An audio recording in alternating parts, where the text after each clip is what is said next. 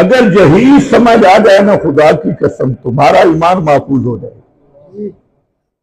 یہ کلام اللہ ہے. لیکن آج مولوی کو بھی یہ نقطہ سمجھ نہیں آیا. بھائی جب یہ کلام اللہ ہے تو پھر کلام الملوک ملوک الکلام جب بادشاہ شہنشاہ مطلق کا کلام ہے تو قرآن ہی وہ کتاب ہے جو ساری کائنات کی کتابوں پہ حاکم کتاب ہے. یا تو کلام اللہ نہ مان، جب مانا کلام اللہ پھر ساری کتابیں نیچے ہیں اور رب کا قرآن اوپر. آج سے 3 دن پہلے ہمارا ایک داریوں سے مناظرہ ہوا. ملحدین کا وہ بڑا سرغنہ تھا اور اس کا بڑا چیلنج تھا. کراچی کا پشاور. وہ پہلے عالم تھا، بڑا عالم فاضل فنی مولوی تھا. بعد میں وہ کہنے لگا کہ اللہ کا وجود ہی کوئی نہیں. خیر چیلنج اس کا بڑا تھا. آج کل سکول کالج میں یہی پڑھایا جاتا ہے. تم جب پینٹیں پتلون لگوا کے بچوں کو بھیجتے ہو نا انگریز بنانے کی شوق میں، مدرسے بھیجنا ہوگا کہ او بچہ بھیجنا میرا کسی چل ہی نہیں سکتا ہے. کیوں؟ اکے بھی میری یہ فیل ہو گئی ہے اور مفتی صاحب نے کول جا کے چھوڑا. دوسرا مدرسہ نہ تو ہی کہنا ہے 20 دفعہ سکول میں فیل ہو گیا، 5ویں فیل، 6ویں فیل، 8ویں فیل، 9ویں فیل. اکے اتنے چل نہیں سکتا.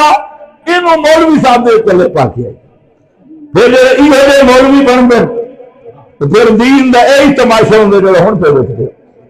اور اکثر مولوی جڑے یار تسی قصور تواڈے مولویاں دے نہیں، کدے کوئی ذہین بچے ہی سن دیتا نہیں. جڑا صحیح ذہین بندہ ہوگے سمجھدار ہوگے تو اس نو پیو آ کے چل میرا پتر نبی دا دین پڑھ کے آ تو پھر محافظ بن.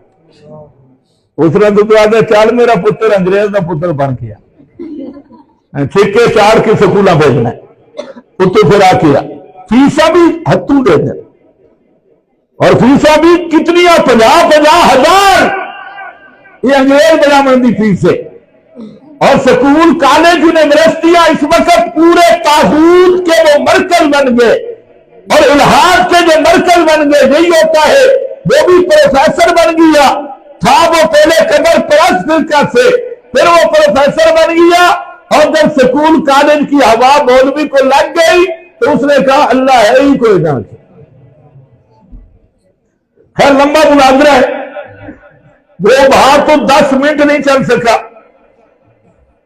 تو پھر کہنے لگا یہ قرآن الہامی کتاب نہیں. میں نے کہا اب میں بتاتا ہوں یہ الہامی کتاب. کہتے آپ دلیل پیش کریں. میں نے کہا ایسی کروں گا تیرا باپ بھی مانے. میں نے اسے کہا دنیا کی کوئی کتاب لا، کسی فن کی لا اور میرے سامنے رکھ، میں اس کی غلطیاں نکال کے دوں گا. اور پھر ماہرین فن سے پوچھ کے وہ غلطی ہے بھی.